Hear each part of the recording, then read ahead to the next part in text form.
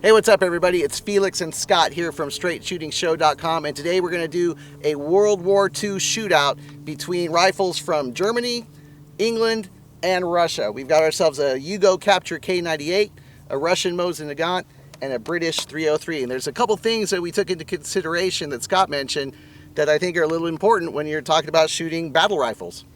Yep. So the thing that we got to remember is these guys like to go out and do these tests and say, oh, well, this is more accurate, whatever. It's super easy to come out and test rifles when you've got a really nice day like today. What is it, like 75? It's beautiful. It's beautiful today out here. So we're super comfortable. I just had a coffee, we're relaxed, whatever. So in a battle situation, when you got to take this stuff into consideration, man, these guys were out in the field. They were, extreme environments, man. A lot of where these guys were fighting was freezing cold. Cold, super hot or whatever. Super hot, whatever the situation was at the time. But it's easy to come out and shoot at a target, we've got it set up downrange, whatever. We're all comfortable. Battlefield conditions, it's a two-way range. Not to mention someone shooting back at you. Right, two-way range. Yeah. So now you've got some guy shooting back at you. You're nervous. Probably people around you getting hit, bullets whizzing around, whatever. So, we can nitpick these things and say, well, this one's a little bit faster, the mad minute on the 303, whatever. But in consideration, we got to take all that stuff in. So it's easy to come out here and do this stuff, but accuracy during those times, you know what I mean? At least I don't have to worry about Josh shooting back at me today. Right, today Josh is not here, so we're safe, which is why we're Sans bulletproof vest.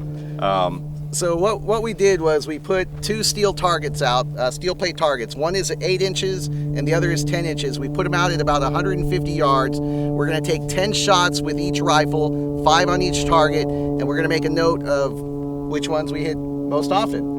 So we'll do a little familiarity and then get to our 10-shot challenge. All right. Thanks for watching. Let's do it.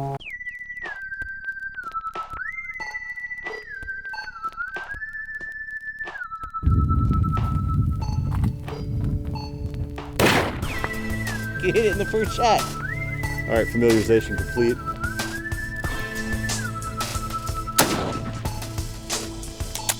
With that one.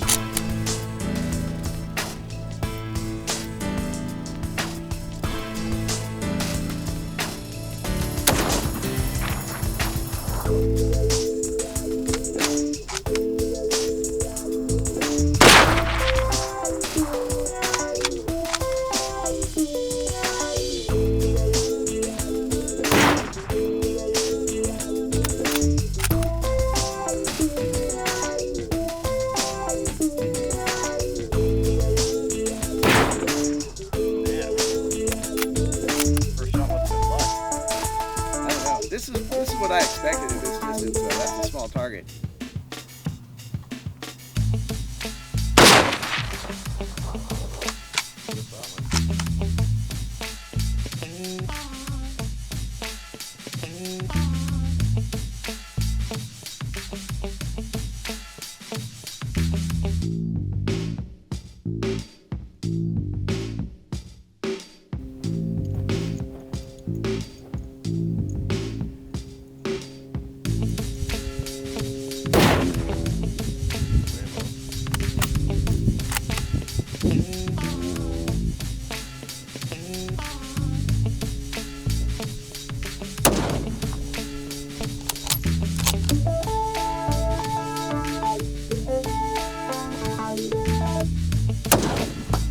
Got it that time. Got it.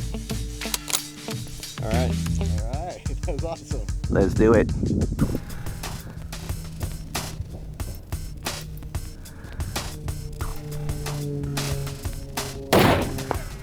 Got it. Got it? Yeah. Nice.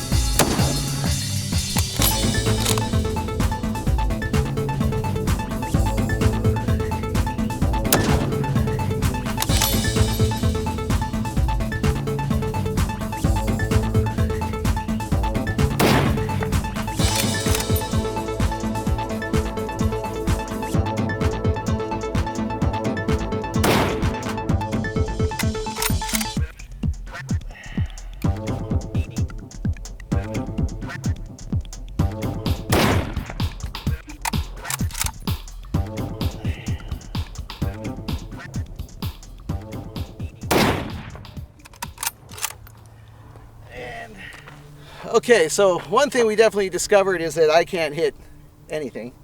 0 for 30. To be fair, those targets are very small and they're pretty far out there. 200.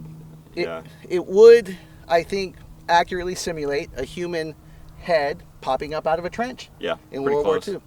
Scott, on the other hand, did hit some targets. He got 0 with the Lee Enfield. No, I got one. It was just on my practice round. Yeah, oh, that's true, right? Yeah. I think maybe you're better with just a cold Well, war I shot. took one practice shot and hit the target and called it good, and then didn't hit anything else. You got one with the Mauser, Uh-huh. and then you got a bunch. I think you got 4 or 5 or 6 with I don't know. Accuracy-wise, I'm going to say that for me, in this certain period right here, the Mosin Nagant was the most accurate, and I hate to say that because I hate these guns. But it's no surprise because this has a really long barrel. Yeah, I mean, 200 yards, whatever. But anyway, so overall, I think the Mosin for me was more accurate. But we had some issues with loading. I had to drop the bullets out the bottom, put them back in because the bullets got cockeyed inside. It didn't want to feed. So accuracy doesn't do you any good if you're dead. But for ease of use, smoothness, and loading ability and stuff like that, I think the Mauser wins hands down. The Mauser's really smooth. Yeah. The 303, the Enfield, somewhere in the middle. It's not terribly easy to load. It's not terribly easy to cycle. Right. That one, the bolt cocks as you close it. Right. And this is kind of an interesting feeling. It takes a little bit of getting used to. Yeah, and it's not even so much that. It's getting it open. It's really rough. Right. And even cycling the bolt is really rough. On the other hand, you got 10 rounds instead of 5. That is true. Yeah. So, but I do like the Mauser. That Mauser action is really super smooth. Super smooth. Loading it is easy. You just throw them in there. Right. And so in this scenario, 200-ish yards, human head-sized targets, we got to give the edge to that Mosin Nagant and the long barrel as far as accuracy. As far as accuracy, yeah. Which one would you want in combat? The Mauser, for sure. Me too. Yeah. Hey, thanks for watching another great episode of Straight Shooting. Be sure to watch our show live on Facebook every Monday night. Just go to facebook.com/mygundiary. Of course, if you're in El Paso, pay a visit to Drake Fine Sporting Arms, which is located at 4000 North Mesa Street. Got a lot of great firearms in there, and you can find them at dfsa.us. That's right.